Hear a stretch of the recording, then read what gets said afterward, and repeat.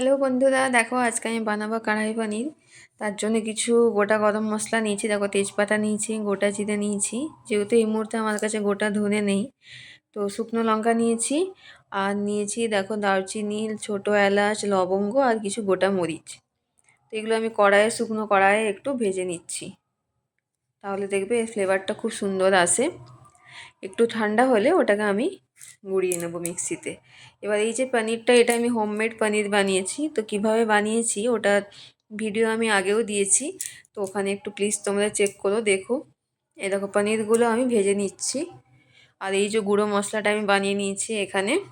এই দেখো পনির আমার ভাজা হয়ে গেছে। এখানে কিছু কিছু ভেঙে গেছে, কেন কি বাড়িতে বানিয়েছি তো প্রথমবার, সেই জন্য আসলে ভিনিগারটা একটু বেশি পড়ে গিয়েছিল।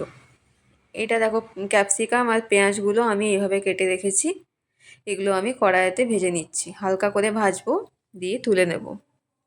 খুব বেশি ভাজার দরকার নেই, এগুলো ওপরে গার্নিশিংয়ের সময় দেব। এখানে দেখো গোটা জিরে দিয়ে দিয়েছি তেলের মধ্যে। এবার কিছু পেঁয়াজ কুচি এখানে ভেজে নিচ্ছি। এই দেখো পেঁয়াজ কুচিটা ভাজা হচ্ছে। যেহেতু আমি ধনে আর জিরে বাড়িতে এনে নিজেই গুঁড়িয়ে রাখি, প্যাকেট ইউজ করি না খুব একটা। আর বাটা মশলা হিসাবে দেখো এখানে কাঁচা লঙ্কা, টমেটো, আদা রসুন পেস্ট করে এই পেস্টটা ঢেলে দিয়েছি এখানে। এখানে দেখো নুন দিয়ে দিয়েছি। পেঁয়াজটা একটু লাল লাল হলে তারপরে বাটা মশলাটা দিয়ে দিও। এখানে নুন দিয়েছি, হলুদ দিয়েছি, আর দিয়েছি এখানে ধনে গুঁড়ো, যেটা আমি বাড়িতে বানাই। আর দিয়েছি দেখো কাশ্মীরি লঙ্কার গুঁড়ো। আর এই যে এখানে ভেজে রাখা মশলাটা দিয়ে দিয়েছি। ভালো করে মশলার সাথে নাড়িয়ে নিও। নাড়াচাড়া করা হয়ে গেলে অল্প একটু হালকা জল দিতে পারো। এই দেখো তেল তেল ছাড়া হয়ে গেছে মশলাটা থেকে আমার। এবার এই যে ভেজে রাখা আছে এগুলো দেবো।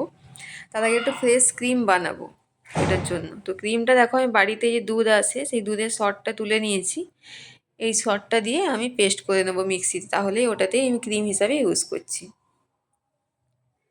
এই দেখো এবার এখানে ক্রিমটা দিয়ে দিচ্ছি। দেখো ক্রিমটা দিয়ে আরেকটু ভালো করে নাড়াচাড়া করে নিও। আরেকটু তেল ছাড়া ছাড়া হয়ে যাবে, তারপরে ওই যে ভেজে রাখা ক্যাপসিকাম, পেঁয়াজ আর পনিরটা আছে ওটা এখানে মিক্স করে দেবো। এখানে গরম জল ইউজ করবে, যে যেরকম গ্রেভি চাও গরম জল দিয়ে দেবে গ্রেভি হিসাবে। তারপরে ওই ভেজে রাখার যে পনিরগুলো আছে ওগুলো এখানে মিক্স করে নেব। এ দেখো ভালো করে ফুটে গেছে। এবার আমি সব এখানে মিক্স করে দিলাম। এই দেখো আমার কড়াই পনির রেডি হয়ে গেছে। তোমরা চাইলে ওপর থেকে কাসুরি মেথি আর ধনেপাতা দিতে পারো, ভালো লাগবে দেখবে। তোমরাও বানিও আর বানিয়ে জানিও কেমন লাগলো। আর কে কে পছন্দ করলে কমেন্টে আমাকে জানিও। এরকম আমি এখানে ওপরে কিছু ধনেপাতা কুচি দিয়ে দিয়েছি। ব্যাস হয়ে গেল আমার কড়াই পনির। ভিডিওটি ভালো লাগলে সাবস্ক্রাইব করো, লাইক করো, শেয়ার করো। থ্যাংক ইউ বন্ধুরা, আজকের মতো টাটা।